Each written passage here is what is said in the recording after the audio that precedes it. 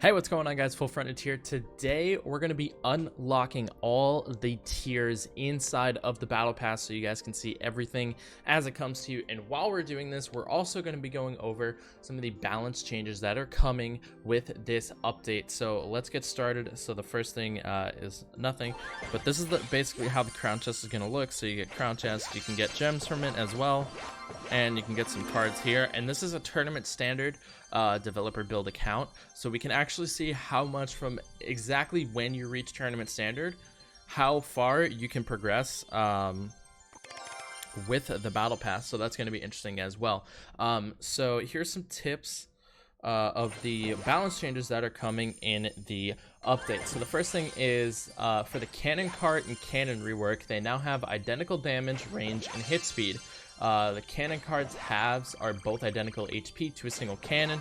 So when you play the cannon cart card, you're literally getting 2 cannons for the cost of 5 elixir. Let me just turn the game sound down a little bit in my ears because it's pretty loud.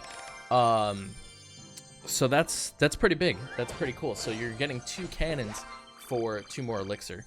So you're getting the base cannon and another cannon for 2 more elixir. So I think that's a really good balance change for the cannon cart. Hopefully it'll be more effective when we see cannon cart gameplay a little bit more. So this is what I was talking about with the lightning cards. So when you get this, boom, you now have an extra strike for all future chests. That's pretty cool. So the next thing is all 4 spells should feel balanced in competitive play. Barbarrel and Snowball receive radius nerfs. Zap is much better against Inferno Tower since the reset is more impactful with the lower lifetime. And you're kind of going to want log with the cannon cart balance. So it's going to be, I don't know, it's going to be like it's like a refresh for all 4 spells. All 4 spells will be impactful in different decks, which is exactly how the 4 small spells should be. So there is that. Goblin Cage and Mini P.E.K.K.A. receive nice buffs to hopefully offset Lumberjack's dominance. The Mini P.E.K.K.A. range has now been increased from 1.05 tiles, so its current is 1.05 tiles, and it's going to go to 1.2 tiles. That falls under the medium category of melee range that I was talking about. There are 3 new ranges coming to melee units: long, medium, and short. So the Goblin Cage and the Mini P.E.K.K.A. are now going to fall under that medium range. So that's going to be really nice, and that should offset the Lumberjack. The Lumberjack is, as I believe, still medium range as well. The long range cards are going to be Mega Minion. Its range is going to be reduced from 2 tiles to 1.6 tiles. Minions, and Minion Horde are going to go from 2 to 1.6. Night Witch is going to go from 1.65 to 1.6. And Prince is going to go from 1.85 to 1.6. Dark Prince receives a range nerf from 1.25 to 1.2. Elite Barbarians go from 1 to 2. Knight goes from 1 to 2. Mega Knight goes from 1 to 2. I accidentally just skipped that. That's fine. Another Power Strike right there, so now we all have 3. So Goblin Giant 1.25 to 1.2. Miner 1.3 to 1.2. The Valkyrie 1 tile to 1.2 tiles. Same thing with her radius as well. So her spin attack is going to be much more effective. All of the troops with a range of 0.8 tiles or less will retain their current range. All these troops will be classified as melee short. And the only change under the close range card is going to be the Rascal Boy. He goes from 1 tile to 0.8 tiles. So let's see what else. Fisherman is meant to be a mini tank that counters other mini tanks. His anchor throw slows the target for 2.5 seconds like a Snowball or Ice Wizard. So he's great at... Oops, struck again. So he's great at tanking tower push for Graveyard on a counter push. So the Fisherman is going to be good for defense into a counter push, which is really nice. Fisherman, this is important. Fisherman can pull giants, golems, and other big tanks to the king tower, giving it a unique use that tornado can't do. One of the best counters to the fisherman is actually the goblin cage. So if fisherman becomes meta, one of its best counters is meant to be the goblin cage. So fisherman becomes meta, goblin cage becomes meta. Pretty cool. There are a few new simple quests like play 3, 4, 5 cost cards, donate commons, etc. You can also get 2 quests of the same type now, like play 50 commons, play 80 commons, so you can advance 2 at once. Quests apply to all non-friendly game modes, meaning clan war, 2v2, and challenge lovers will get even more rewards without having to grind ladder exclusively. So you actually you can actually play challenges. You can complete quests by playing challenges now.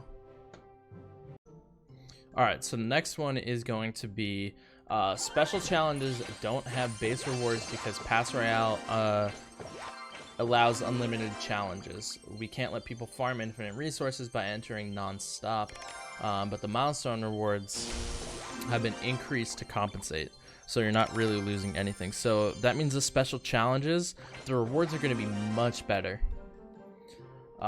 than they were in the past. Pass Royale is great for free-to-play players.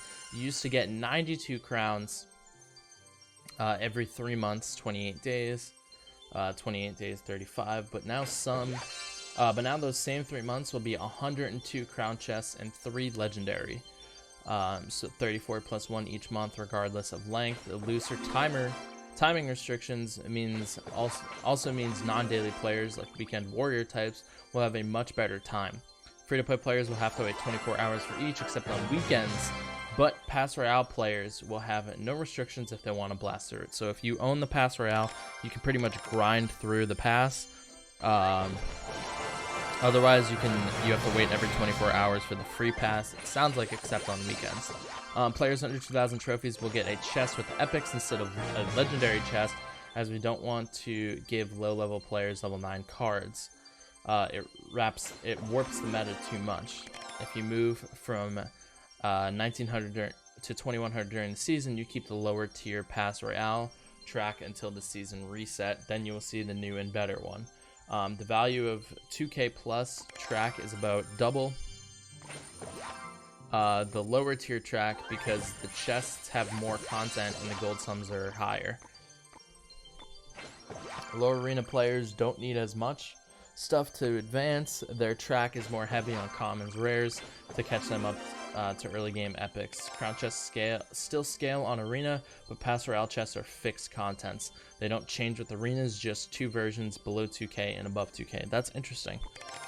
So if you're above 2K, your chests are going to contain much better rewards. So it sounds like this is really good for lower arena players, and will help you guys progress a little bit more. What else? So it's really good to pick right up at 2,000 trophies since you're getting chest balance for legendary arena players. Yeah, so it'll be a lot pickup.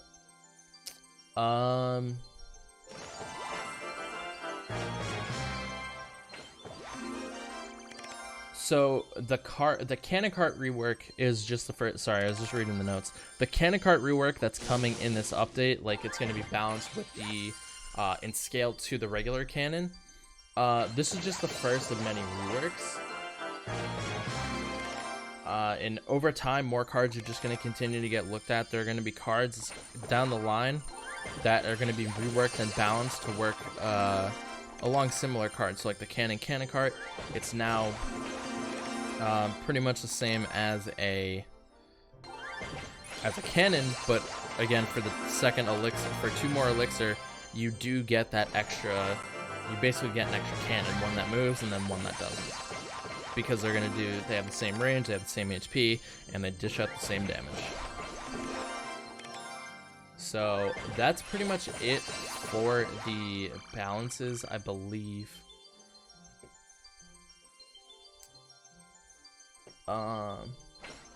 Yeah, so that's pretty much it for the balances.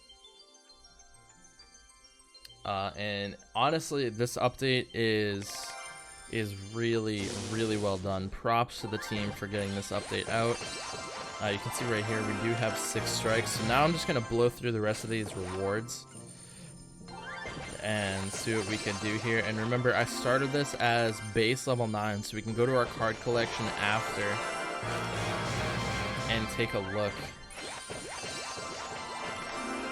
at exactly how much you can get from base level 9 for these rewards. And remember, these are not using any strikes, so if you're looking for specific cards, you will have strikes available to use these. I'm not using the strikes because I'm just kind of curious what we can get from this. But yeah, you can see at, what is this, tier 28? Yeah, tier 28, you have 7 strikes available to use in the crown chests. So skip strikes, and here we go. This is the tower skin.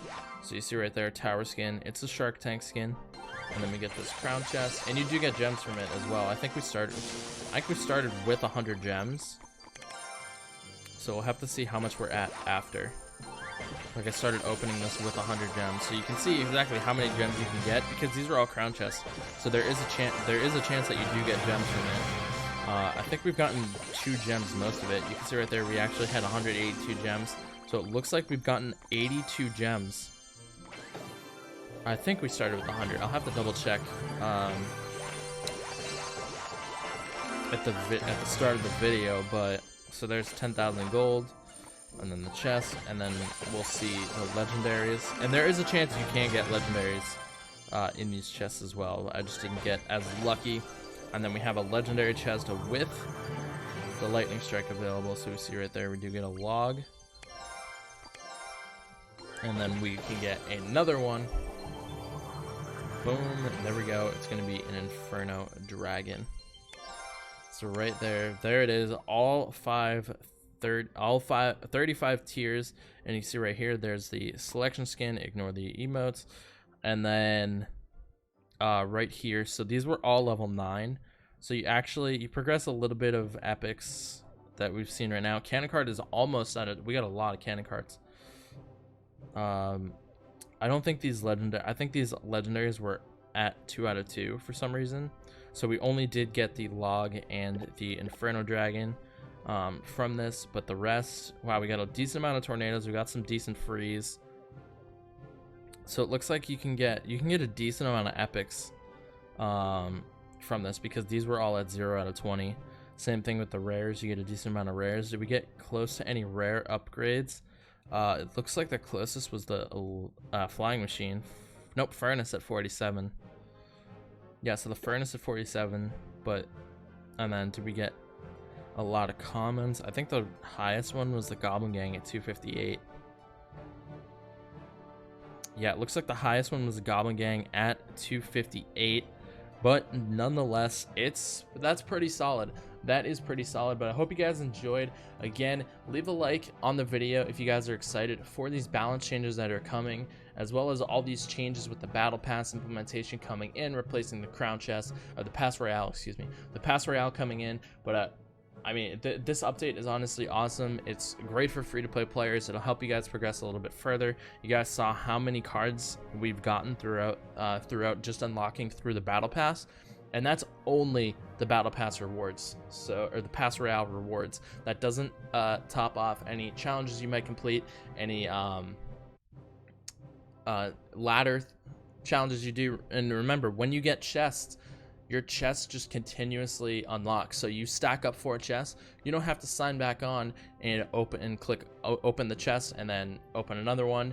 You can just have 4 chests, and it'll just cycle through those 4 chests, and then you sign back on, get 4 more chests, and it'll just continue to cycle through if you do buy Pass Royale. And again, the Pass Royale is going to be $4.99 for the month. So I hope you guys enjoyed. If you did, leave a like on the video, comment down below what your favorite part of the update is, and subscribe for more content. In the next video, we're going to be showing off the new arena and playing the legendary fisherman card with Nick and Knight. We'll see you guys later. Have a great day, everybody. Peace out.